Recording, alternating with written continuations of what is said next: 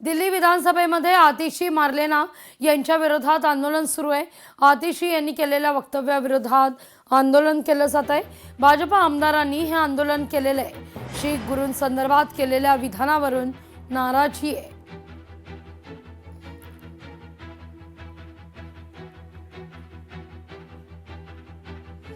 माजी खासदार भाजप नेत्या नवनीत राणा या भाजपच्या नेत्या असून त्या रवी राणा यांच्या युवा स्वाभिमान पक्षाचा प्रचार करतायत आणि यावर शिंदेच्या शिवसेनेचे नेते आणि माजी आमदार अभिजित अडसूळ यांनी आता भूमिका व्यक्त केली आहे। बघा, मी हे आपल्याला आठवत असेल, मी आधीच सांगितलं होतं, युती करायची तर धर्माने करा।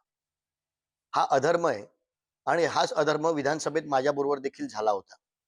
त्यावेळी जर भारतीय जनता पार्टीने जर पाऊल उचललं असतं तर मला वाटतं आज भारतीय जनता पार्टीला या पद्धतीची परिस्थितीला सामोरं जावं लागलं।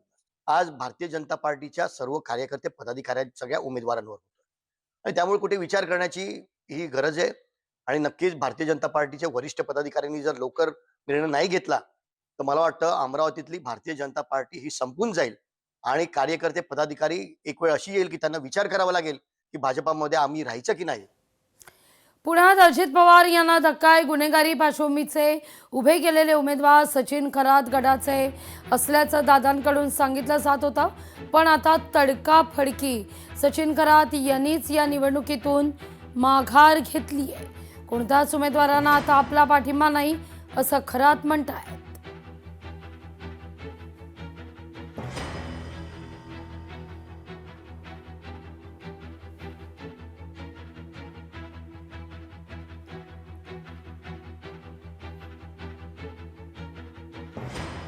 महाराष्ट्र राज्यामध्ये महानगरपालिकेच्या निवडणुका जाहीर झाल्या आहेत।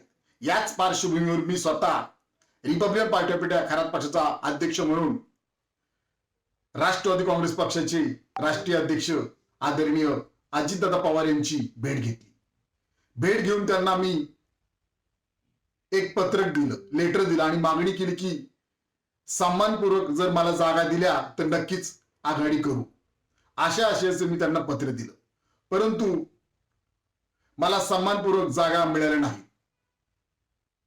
आणि मी आपल्या माध्यमातून सर्वांना सांगू इच्छितो की महाराष्ट्रामध्ये ज्या निवडणुका महानगरपालिकेच्या लागल्या आहेत या निवडणूक प्रक्रियेतून मी बाहेर पडत आहे।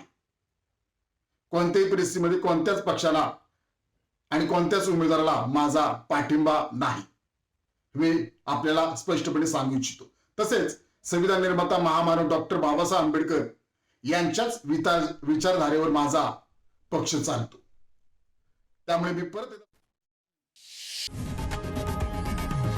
लोकशाही मराठी ऐका, पहा, जागरूक रहा।